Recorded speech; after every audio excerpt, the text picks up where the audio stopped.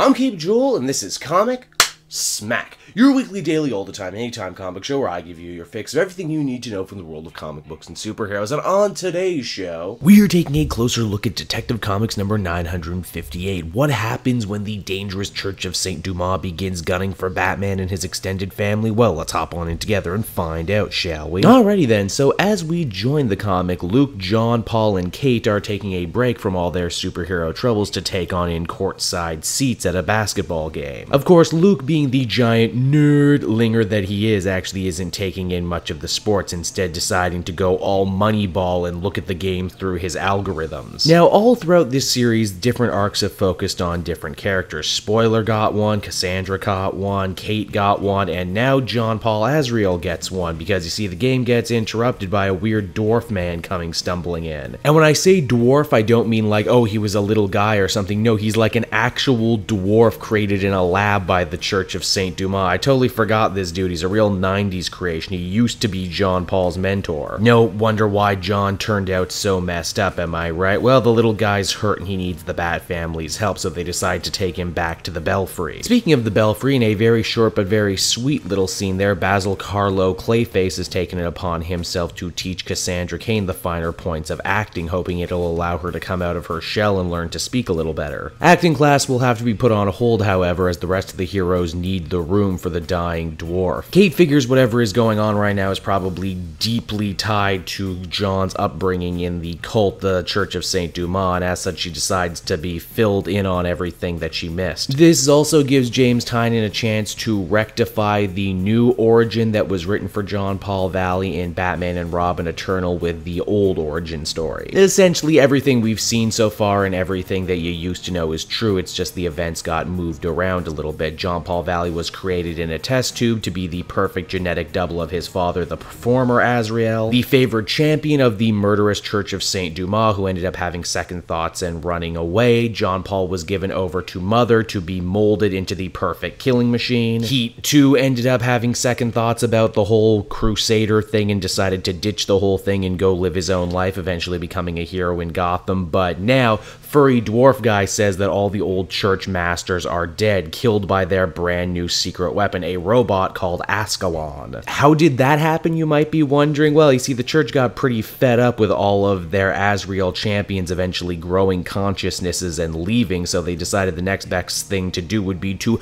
build a champion from the ground up, filled up with their twisted doctrine. Only, turns out he was a little too fanatical, this robot, because he started to believe everyone else in the church was impure and killed them all. Now, believe it or not, this is just one end of the story. The B-plot of the story involves Bruce Wayne going in undercover at the Iceberg Lounge, Penguin's hangout, looking to find a certain lady performer. To pass the time, Bruce ends up getting involved in a high-stakes poker game with a bunch of colorful characters, including an out-of-costume Killer Moth who's actually doing alright, funny DC in-jokes like Funky Flashman, and even actor and celebrity stand-ins like a Suge Knight guy and a Robert Downey Jr. guy. Then, of course, there's the weirdo in the red hood who says his name is Brother Kodo, a priest in the Church of St.Dumas who knows that his days are numbered and as such decide to live it up in the world of sin. This guy's basically walking around with a giant target painted on his back, and it's only a matter of time before the killer robot, who is actually much bigger than he looked in the flashback, ends up finding the Iceberg Lounge. Batman has his back up against the wall right now. Not only did he not think to bring any of his Batman gear to fight this thing, but he's completely cut off from the rest of his team, but not totally alone. You see, the person he was actually here to see turns out to be none other than Zatanna. The Big Z, as I call her, rocking her amazing OG costume, ends up actually making pretty short work of the robot. Technical marvel that it is brought down with one simple magic spell to make it so heavy that it falls through the floor. And that right there is where the comic begins to wind down. Detective Comics number 958 was a fun little issue. I gotta say, up until now, Azrael really wasn't a character I liked all that much. I thought he reeked too much of 90s extreme extreme over-the-topness, but James Tynion has done good work with him. He's kind of like that friend you knew who grew up in the church and his parents really sheltered him and everything, and he was something of a weirdo, but you still liked him anyway. He has some pretty cool interactions with the other characters, and I dig the idea of the Church of St.Dumas being set up as big player villains again for the Batman universe. Then you have the return of Zatanna, which is just, 8 different types of awesome. That, and of course the big promise from the end of the previous arc where Batman says he's actually going to start delving into some more magic. I can only guess where it's going to go from here, but I know I'm pretty excited. Overall, I'd give this one a very strong 8 out of 10. So there you go, everyone, just one of the many Batman offerings this week in the world of comics. I hope you enjoyed it, and if I still have your attention, why not check out some of these other videos curated just for you. Want to stay up to date on this and more comic book stories coming out? Well, there's no better way to do that than to head on over to Twitter and follow me at Cape Joel, so you'll always be up to date. And hey, if you're feeling in something of a charitable mood, might I recommend becoming a patron? Patrons get exclusive access to videos and podcasts before anyone else, and help me grow the channel for as little as $1 a month. Not a monthly person? That's fine too. I also have a cyber tip jar down in the description of this very video, as well as several other helpful links. So until next time, everyone, this has been Cape Joel. Thank you so much for watching, and I will see you all again in another video. Bye-bye.